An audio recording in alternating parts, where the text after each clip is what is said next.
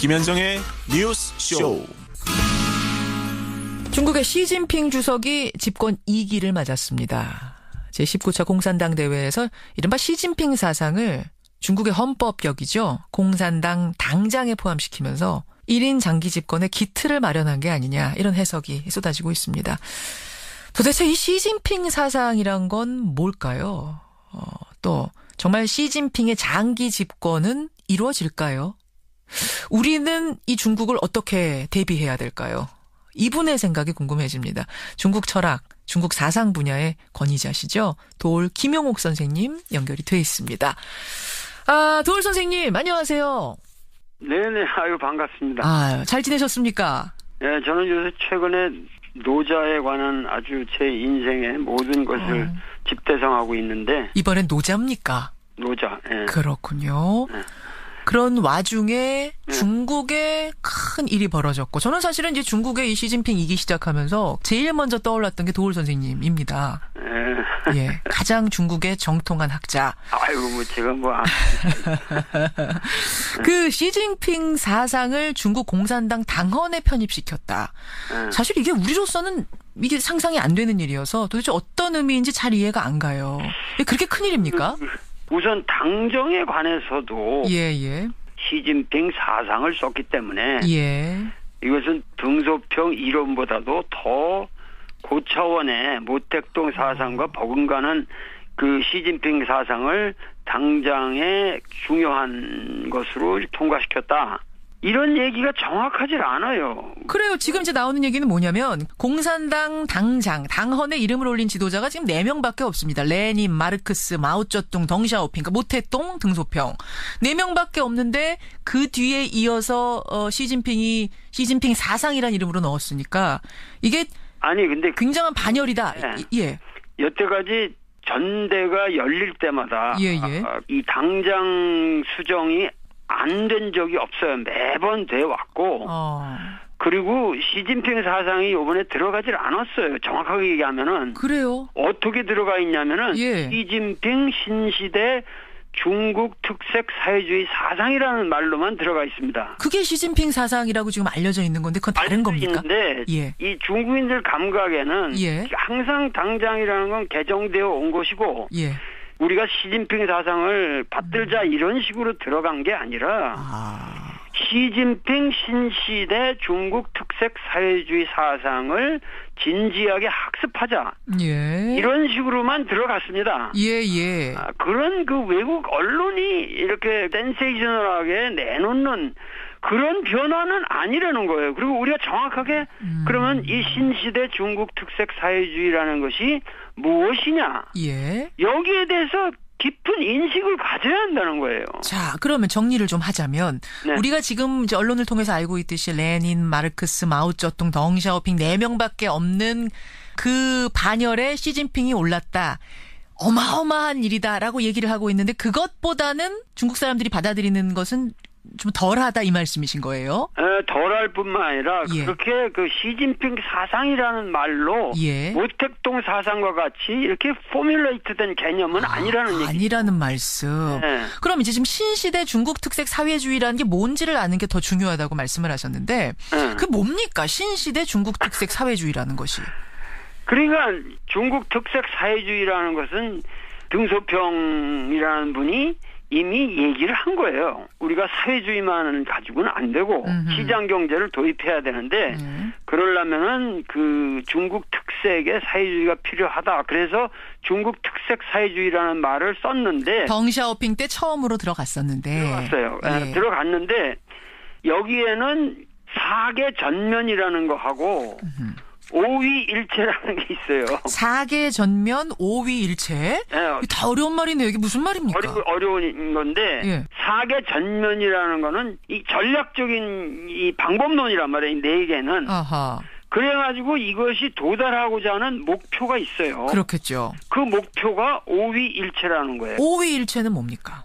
경제 건설, 정치 건설, 문화 건설, 사회 건설, 생태 문명 건설 5개의 오위가 일체라는 거예요. 요번에 오위 일체에서는 생태 문명 건설이라는 게 들어갔어요. 생태 문명 건설. 왜 시진핑은 이것을 넣었을까요? 이게 무슨 의미입니까? 이 생태 문명 건설이라고 하는 것만이 사실은 시진핑 사상의 핵심이란 말이죠. 그렇게 되겠네요. 결국은 여태까지 개혁개방 이외로 추구해왔던 중국 역사의 목표는 예. 그 무조건 부를 누구라도 먼저 버는 사람들이 장땡이다. 그리고 그렇게 해서 일단 국가의 그 경제를 불리면 예. 그 부수적인 게 인민에게 떨어질 것이다. 이게 예. 선부론이었는데 그렇죠.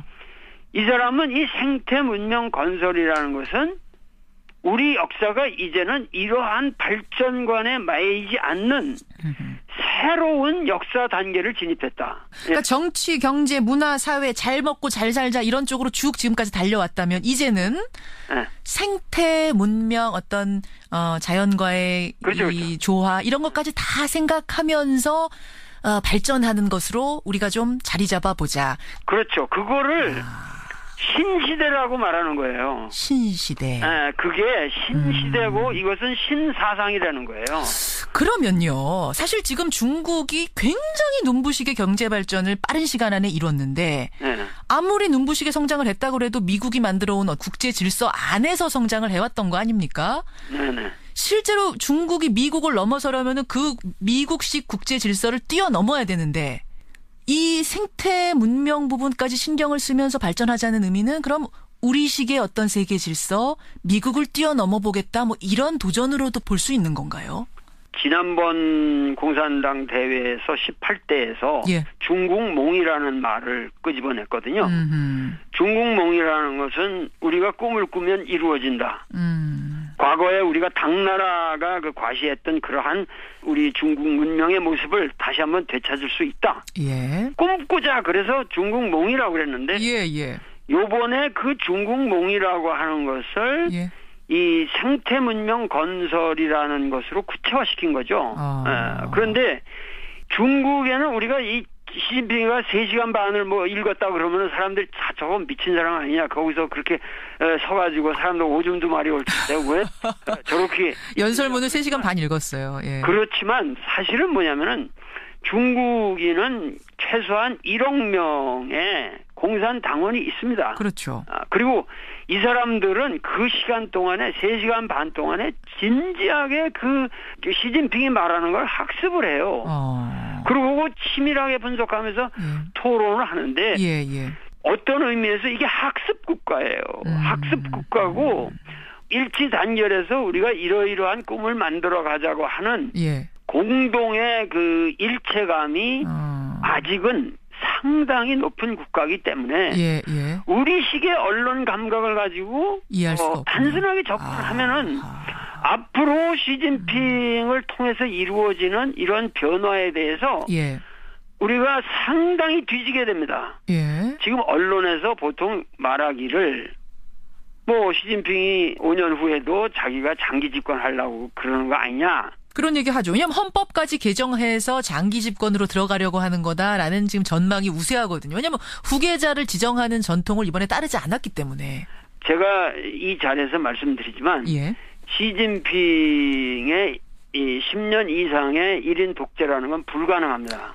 불가능하다고 보세요? 불가능합니다. 불가능하다. 불가능하든 가능하든 그건 5년 후에 어떤 방식으로 되게 되느냐 제 예언을 한번 보세요. 그러면 후계자 지정을 이번에 했으면 사람들이 이렇게 오해를 안 했을 텐데 언론들이. 후계자 지정을 안 한 게 오히려 민주적 방식으로 나가려는 거예요. 무슨 얘기냐면은 이 격대 지정이라는 것이 등소평에서 후진타오에 이르는 그 한 과정밖에 없었어요. 중국에 있었던 법이 아니에요. 그러니까 여러분들 지금 잘 모르실 수 있어서 제가 잠깐 설명을 드리자면 중국에는 격대 지정이라는 것이 있어서 1기, 2기, 2기 때 그 다음 후계자를 지명하는 겁니다. 내 후계자라고 키우는 거죠. 뭐 이런 전통이 있다 이거거든요. 이 격대 지정이라는 것은 중국 이례적 사건에 불과합니다. 그래서 그거를 이어갈지 안 할지 이렇게 했는데 지정을 해놓으면 거기에 또 여러 가지 부패 고리가 거기에 나라비를 쓰는 거예요. 거기 줄을 서가지고. 그러니까 좋지 않은 전통이라고 시진핑은 판단한 것이라고 지금. 한 거죠. 지금 중국 특색 사회주의를 실천하는 과정에서 가장 무서운 것은 이 공산당의 부패라는 거예요. 그렇죠. 부패죠. 그래서 이 시진핑이 가장 사랑하는 말이 고전에서 뭐냐면 정자정야라는 말입니다. 그건 뭔가요? 그것은 정치라고 하는 건 바르게 만드는 것이다. 부정의를 정의롭게 만드는 이 작업을 내가 계속하지 않으면 중국은 멸망한다는 거예요. 이 사람 판단력에 의하면. 그런데 후계자 지정만 안 하는 것이 아니라 상무위원 10명 뽑아야 되는데 그것도 7명만 뽑으면서 자기 측근으로 다 채웠단 말입니다. 아니, 이것도 권력을 튼튼히 하려고 하는 거 아닌가요?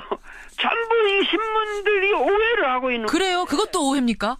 5명 중에 예를 들면 한정 같은 사람은 이 사람은 상해파로서 그 아주 정통 강택민의 라인이고 왕양 같은 사람은 공청당 출신으로 완전히 후진타오의 아주 정통 라인이에요.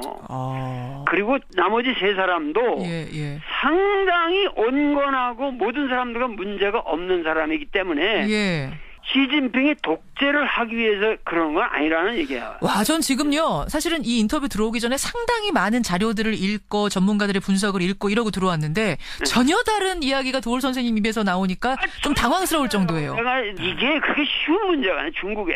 수만 명을 그냥 목을 치고 내고 감옥에 집어넣고 이러는 시진핑이 어떻게 후계자를 지목해놓고 뭐 애매하게 뭐 만들어 놓은 상태에서 정치를 할 수 있겠어요. 결국 그러면 부패 청산을 위해서 지금 후계자 지정도 안 하는 것이고 그 주변의 상무위원도 지금 다 측근은 아니라고 하셨지만 어쨌든 자기에게 우호적인 사람들로 채운 이유도 그 부패와의 싸움을 가열차게 하기 위한 것이다. 이렇게 판단. 가열차게 하기 위한 것이죠.